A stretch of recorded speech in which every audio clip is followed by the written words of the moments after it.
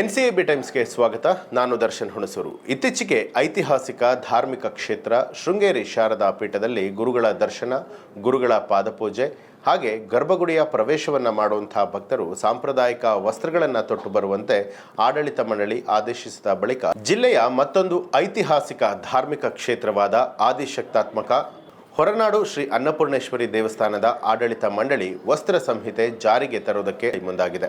ಸಾಂಪ್ರದಾಯಿಕ ಉಡುಪುಗಳನ್ನು ಧರಿಸಿದವರಿಗೆ ಮಾತ್ರ ದೇವಸ್ಥಾನದ ಪ್ರವೇಶಕ್ಕೆ ಅನುಮತಿ ನೀಡುವುದಾಗಿ ಆಡಳಿತ ಮಂಡಳಿ ತಿಳಿಸಿದೆ. ಆಧುನಿಕ ಉಡುಪನ್ನು ಧರಿಸಿ ದೇವಸ್ಥಾನಕ್ಕೆ ಭಕ್ತರು ಬರೋದರಿಂದಾಗಿ ಇತರೆ ಭಕ್ತರಿಗೆ ಕಿರಿಕಿರಿಯನ್ನು ಉಂಟು ಮಾಡುವಂತಹ ಪರಿಸ್ಥಿತಿ ನಿರ್ಮಾಣ ಆಗಿತ್ತು.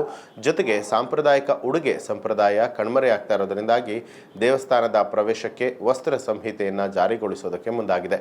ಗಂಡಸರು ಮತ್ತು ಗಂಡು ಮಕ್ಕಳು ಶಲ್ಯ ಹಾಗೂ ಪ್ಯಾಂಟ್ ಪಂಚೆಯನ್ನು ಧರಿಸಿ ಬರಬೇಕು.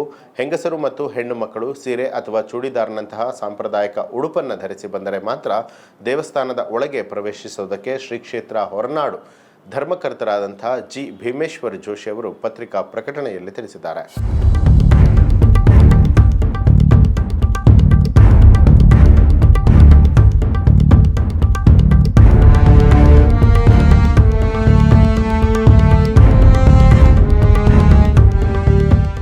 ಇದು ಈ ಹೊತ್ತಿನ ಪ್ರಮುಖ ಸುದ್ದಿ. ಮತ್ತಷ್ಟು ವಿಶೇಷ ಸುದ್ದಿಗಳಿಗಾಗಿ ನೋಡ್ತಾ ಇರಿ ಎನ್ಸಿಎಬಿ ಟೈಮ್ಸ್, ಅಪರಾಧ ಮುಕ್ತ ರಾಷ್ಟ್ರಕ್ಕಾಗಿ.